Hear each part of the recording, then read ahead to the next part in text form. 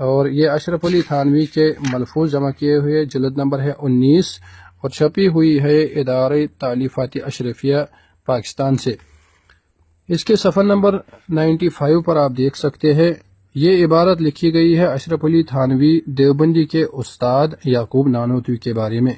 کہتے ہیں جس وقت قادیانی کے بارے میں بعض علماء پنجاب مولانا محمد یعقوب صاحب سے اس کے اقوال نقل کر کے گفتگو کر رہے تھے تو مولانا اس کی تعویل فرما رہے تھے، یعنی مرزا قادیانی کی وہ عبارات پیش کرتے تھے کہ دیکھیے مرزا قادیانی یہ دعویٰ کرتا ہے، وہ دعویٰ کرتا ہے، اور یعقوب صاحب اس کی تعویلیں کرتے جا رہے تھے۔ جب انہوں نے زیادہ اصرار کیا تو بطور ظرافت فرمایا کہ ارے میاں، جہاں ہندوستان میں 5 کروڑ مسلمان ہیں، ایک وہ بھی صحیح۔ ان علماء نے کہا کہ نہیں حضرت، تکفیر ہی میں مصلحت ہے۔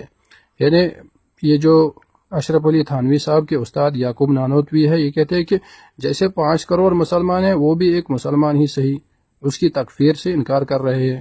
لیکن وہ لوگ کہتے ہیں کہ تکفیر ہی میں مصلحت ہے، بہتر ہے کہ اس کی تکفیر ہی کی جائے۔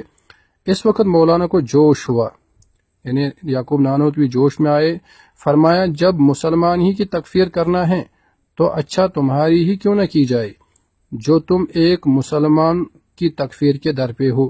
یعنی مرزا قادیانی کو تو کافر نہیں کہتے، لیکن اپنے ہی ساتھی پہ فتویٰ لگا دے کہ تم ہی کافر ہو، مرزا قادیانی کافر نہیں ہے۔ استغفر اللہ۔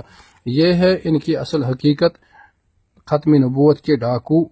یہ مرزا قادیانی کو مرد صالح کہتے ہیں، صالح مسلمان کہتے ہیں، اور باقی لوگوں کی اس کے بدلے میں تکفیر کرتے ہیں۔ اللہ ان کے شر سے ہمیں محفوظ رکھے۔ السلام علیکم۔